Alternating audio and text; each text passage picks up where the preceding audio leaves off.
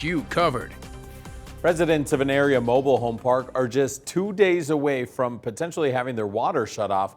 Thanks for joining us. I'm Brad Hansen. And I'm Catherine Halverson, and that could mean they then lose their homes. News 9's Natalie Sapila joins us live in the newsroom with a closer look. Yeah, guys, residents of the Four Seasons mobile home community in Stevens Point received these notices on their door last week saying their water would be shut off this Thursday, but they say they've paid their bill. Darlene Drace has lived with her husband at the Four Seasons mobile home park for nearly 7 years. But for the last few years, they say they've lived a nightmare. We got an initial water and sewer disconnect notice a couple years ago. Residents say they pay their bills, and the owner of the park then pays the utility companies. The Point Plover Metro Wire reported last week they received a notice that their water would be shut off on Thursday because the owner has not paid the bill. He sent us a text that said, "No worries, we're paying this." Communicating with the city water department, they have heard nothing from him. Now 25 residents are at risk of having their homes condemned and being forced to leave.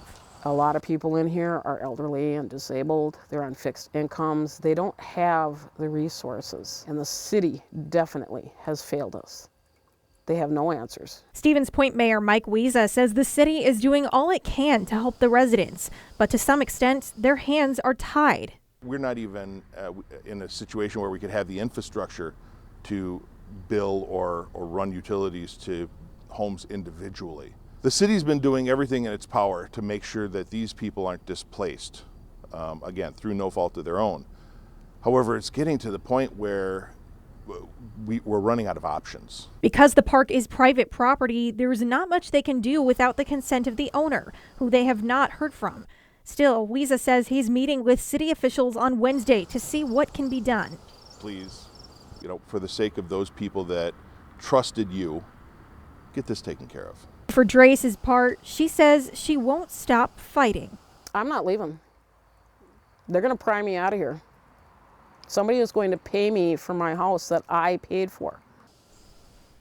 Now, I reached out to the property owner multiple times, but did not hear back. Live in the newsroom, I'm Natalie Sapila, News 9 WA.